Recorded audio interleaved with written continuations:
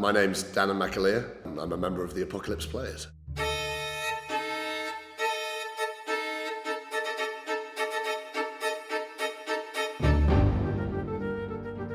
I'd always been into that world of like fantasy, horror, you know, the D&D, the Call of Cthulhu sort of world. The games themselves I actually came to pretty late in life.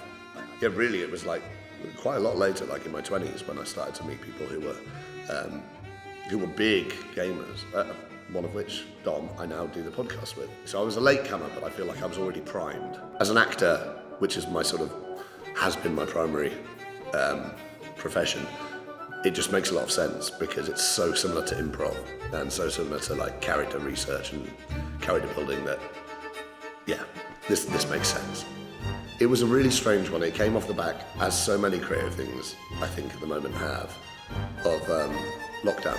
We decided, just as a group of mates, hey, why don't we just meet up on Zoom every Monday night and play a bit of Call of Cthulhu. So we started just playing every Monday night and we got more and more into it. And the more we got into it and into that world, the more we sort of looked it up online, the more we realised, oh, there are loads of these podcasts that people really love. Why not try just seeing if it, you know, expands to a wider audience? And we had low expectations, I think. We found each other funny, but we didn't really predict anything like it, as much success as it's gotten. So it was really a sort of casual thing at first, and then it just sort of took off. Basically a series of casual, accidental things that led to something that's now a huge part of our lives. But really, there was very little planning involved in the first, you know, few months at least. Acting has been a profession. To be honest, the way the industry is at the moment, I don't know that it's going to be a profession going forward much longer, because the industry is the industry, and I'm sick of bowing down to it. So that's the podcast is an example of that, something you can have creative control over yourself, and people respond to that. I guess it would be no surprise to any fans of the pod that M.R. James, the writer of Ghost Stories, is a huge inspiration on everything I do. I've sort of tried to write scenarios myself based on his works. Whether that's been a success or not is not for me to say, but that his work pervades everything I do, I think. His style of, you know, unquietness that I find far scarier and far more affecting than any jump scares or anything like that. To be honest, all the other three on the podcast, they are masters at what they do. Every time I'm in a game run by them, I feel like safe, that they know what they're doing. In terms of a recording, it can be one night. More often than not, because of everyone's schedules, it ends up being over the course of a couple of months or so. You sort of go, when are we free? Okay, well, we'll do that Wednesday night, we'll do that next Thursday night.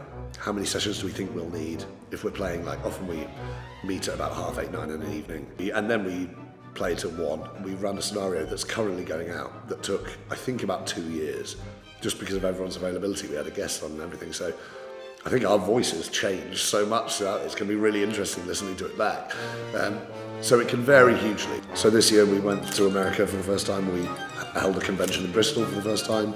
We did London shows, and all of them seemed really successful, or they felt really successful. Everyone seemed to love it. So we want to do more of that. We want to go to America again, maybe for longer, maybe hit a few different places.